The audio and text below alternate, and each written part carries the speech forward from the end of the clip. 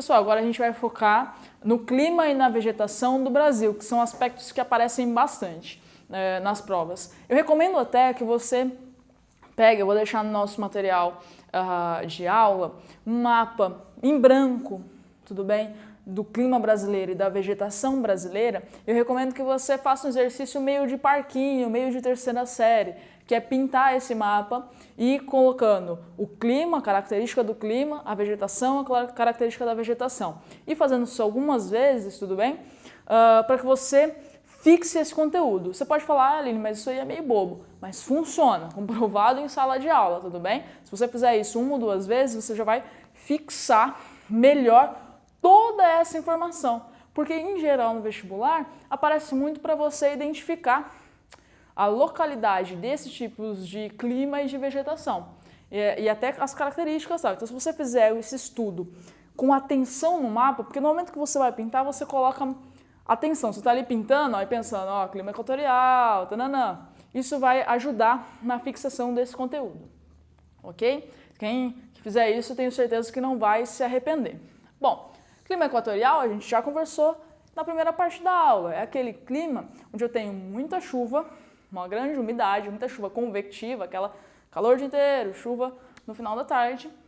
E é um clima que vai gerar, consequentemente, né, bom, o clima aqui próximo do Equador, que vai gerar como consequência, olha, nessa região, tudo bem, não fica só no estado, né, fica um pouco mais abrangente, chegando aqui ao Pará e tal.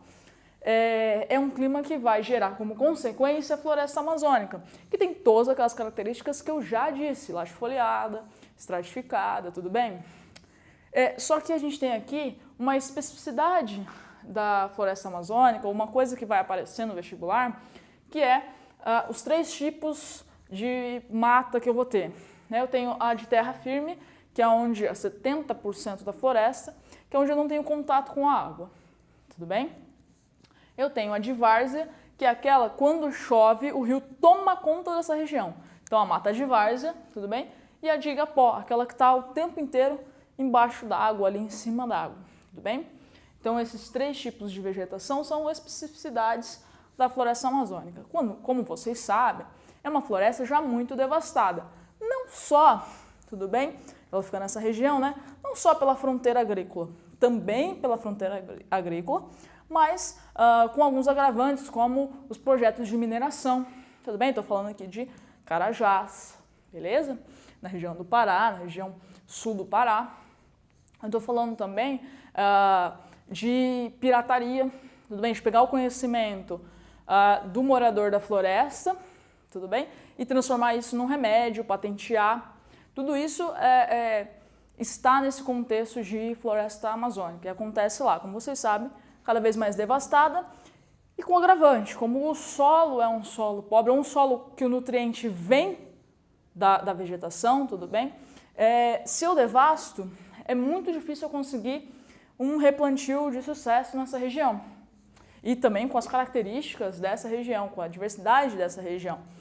Então, conforme a fronteira agrícola vai avançando, a gente vai perdendo essa vegetação que é muito importante, não só no microclima, não só na formação da bacia hidrográfica, mas também dessa região, mas também no clima da região sudeste. Porque eu tenho aqui uma evapotranspiração tão grande, que ó, chove aqui e ainda sobra um tanto que a massa de ar vai levando, bate aqui nos Andes, tudo bem? E vai para a região da Argentina e para a nossa região sudeste. Então, quando eu vou tirar, que se chama rio voador isso aqui, quando eu vou tirando essa cobertura vegetal, eu vou perdendo, aqui ó, vou perdendo chuvas nessa região. Então, uma coisa que eu faço lá na Amazônia não influencia só a região amazônica, influencia o país todo, inteiro. Tudo bem? Bom, agora vem uma coisa que talvez você fique assim, nossa, mas é por isso que eu confundo algumas coisas. Os climas tropicais. Por que eu falei no plural? Porque eu tenho no Brasil o clima tropical litorâneo, o clima tropical de altitude e o clima tropical típico. Tudo bem? O clima tropical litorâneo, esse aqui, ó, claro, vai estar no litoral, né? Ele é abastecido não só pela chuva típica de clima tropical, mas também pela chuva que vem do oceano, tudo bem? E essa chuva, às vezes, eu tenho chuva de relevo, por exemplo, a região aqui de Ubatuba e tal. Né? Clima litorâneo que vai ter, de consequência, como a principal vegetação, a vegetação dos mangues. Tudo bem? Aquela vegetação que é berçário para muitas espécies, uma vegetação que a água não é nem doce nem salgada, né? Um misto ali, e muito rica. Entretanto, o que tem acontecido no nosso país?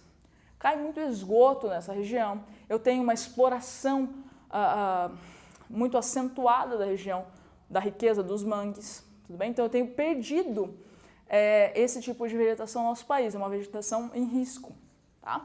Bom, a vegetação do clima tropical de altitude vai ser a Mata Atlântica, tudo bem? Então aqui, ó, tropical de altitude é essa regiãozinha aqui. Eu tenho a Mata Atlântica, tá? Mas não só. O clima tropical típico, eu também vou pegar um pedaço aqui de Mata Atlântica. Só que é só um pedacinho. Da maior parte que eu tenho é cerrado, tá? O clima tropical típico é aquele clima de 2 estações bem definidas, beleza? Aquele clima que eu tenho um inverno bastante seco, um verão muito úmido.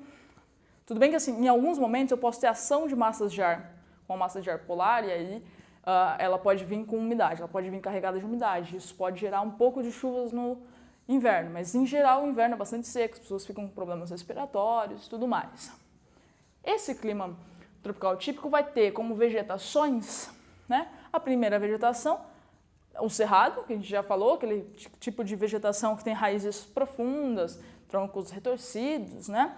Esse tipo de vegetação, colocando uma especificidade no nosso país, nós temos essa classificação aqui, ó, que pode aparecer, né? É uma vegetação que ela também é espaçada. E eu tenho uma região de campo, uma gramínea bem baixinha, que vai ser chamada de campo limpo, uma vegetação com um pouco mais de arbustos, que vai ser o campo sujo, tudo isso dentro do cerrado, tudo bem?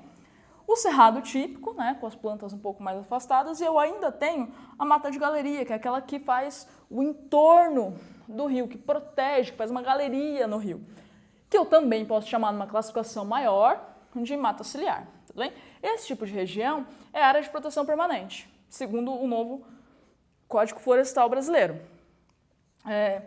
Entretanto, aí só um limite de 15 metros, uma coisa que não acontece. Eu moro perto de um rio e não tem 15 metros, mas nem sonhando no entorno daquele manancial e que abastece a minha cidade. Então, assim, é uma área de proteção permanente no novo Código Florestal, que é muito criticado por diminuir algumas áreas e mesmo assim ele não é respeitado. Tudo bem?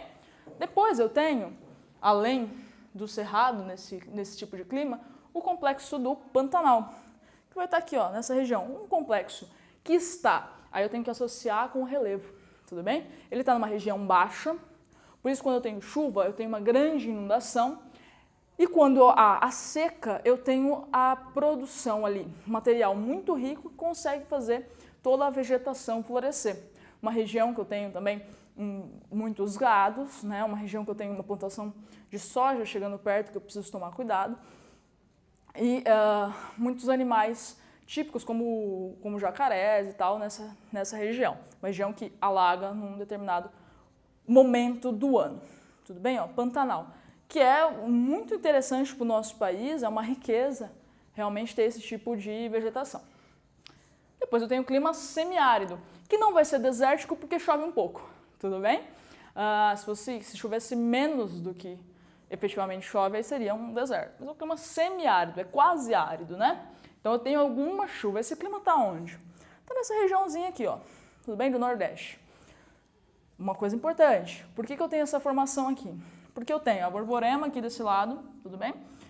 Vem a chuva, eu formo uma massa de ar úmida aqui no oceano, ele tenta entrar no continente, só que ele chove antes da Borborema, chuva de relevo. E depois eu tenho a depressão sertaneja nessa região, então eu vou ter, como já choveu desse lado, vai passar a nuvem sem umidade. Tudo bem? Então eu tenho essa formação de semiárido nessa região, que vai gerar como consequência a caatinga, aquela vegetação rasteira, espaçada, que muita gente, tudo bem, é adaptada a esse clima, né, as xerófitas, que vão ter muita absorção e retenção dessa água, e muita gente acha que esse tipo de vegetação não é uma vegetação rica. Pode pensar assim, é só uma vegetação desgastada, por assim dizer, né? Porque eu tenho um clima muito árido, mas na verdade é uma vegetação super rica, um tipo muito interessante aí, até pensando aí na biologia, tudo bem? Então, muita gente, quando você olha para a Caatinga, você pensa assim, não tem vegetação. Tem, e é uma vegetação muito importante para o nosso país. Tudo bem? Para o sistema e para a economia também dessa região. Hoje em dia, claro, eu tenho também formas de chegar água nesses locais, né? Eu tenho irrigação, eu tenho plantações de uva, até mesmo uva, né? Uma planta que você pensa assim, um alimento que você pensa, precisa de muita água. Sim, mas também precisa de um calor legal, e aí eu consigo essas condições nessa localidade fazendo irrigação, né? Artificial.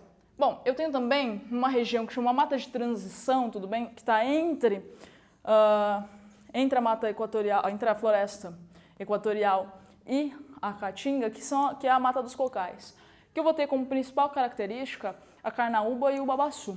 São plantas muito utilizadas pela comunidade para o comércio, né? Fabricação de óleos, a própria alimentação, tudo bem? Então, a economia desse local vai ter uma importância, uma base nesse tipo de vegetação, na mata dos cocais. É uma vegetação de transição.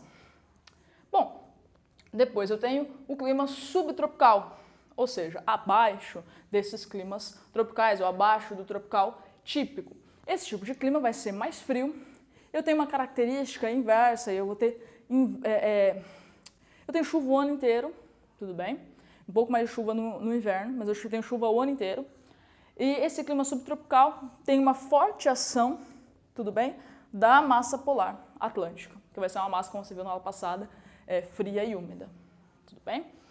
Como consequência, eu vou ter de vegetação os campos, que eu já falei para vocês sobre, que são as estepes ou pradarias, aquela vegetação bastante baixa, que eu vou ter, hoje em dia aqui no Brasil tem dois processos, né? Tanto o gado quanto a soja, tudo bem? Nessa região e subindo aqui todo o sul e chegando no centro-oeste, né? Soja tomando conta do nosso país.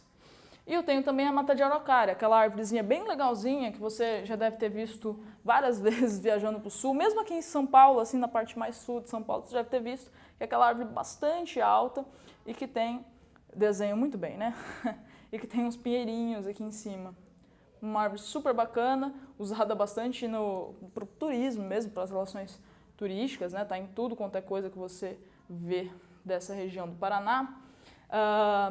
E também muito usada, muito devastada por conta da celulose, né? Que é possível tirar dela e fabricar papel. Então, uma mata, já caiu questão disso no Enem, bem falando da mata de araucária e da sua devastação, né? Da sua falta de. Então, gente, o que nós vimos aqui? Nós vimos clima e vegetação típica. Tudo bem? Claro, eu posso separar em biomas, né? Bioma cerrado, tal, que eu vou juntar algumas dessas vegetações, né? E fazer os complexos de bioma, algo muito mais para a biologia. Mas eu preciso conhecer no nosso país, para a geografia, todos os climas, dar um zoom nos climas, tudo bem? Quando eu estava aqui olhando só para o geral, olhando só para o mundo, no Brasil a gente vai separar em tropical, tudo bem?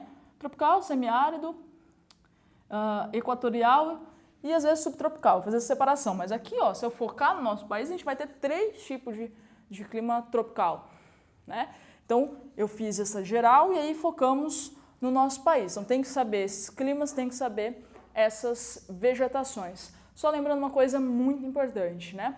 Que Mata Atlântica e Cerrado são vegetações que correm risco de extinção e por isso são hotspots. O que acontece no nosso país acontece também na região da Malásia, também já apareceu isso foi exatamente isso que apareceu numa questão da FUVEST. Apareceu a Mata Atlântica e o Cerrado rachurados, né? E a Malásia. Aí perguntava qual que era o nome disso, qual que era o conceito de hotspot, que é uma vegetação muito rica e que está em extinção, e perguntava o porquê. Lá, muito por conta da urbanização. Aqui, nós temos a cultura da soja, a cultura do agropecuária, né, nessa região, e na região mais sudeste do nosso país, o que nós temos é uma ocupação humana, tudo bem? Lembra lá, densidade demográfica, eu vou ter uma densidade muito maior, tanto por motivos de colonização quanto por motivos econômicos, dessa região aqui. E é por isso que ela é muito devastada. Bom, então é isso, pessoal. Espero que vocês tenham entendido a aula de clima e vegetação. Não esqueçam de fazer os exercícios e até uma próxima.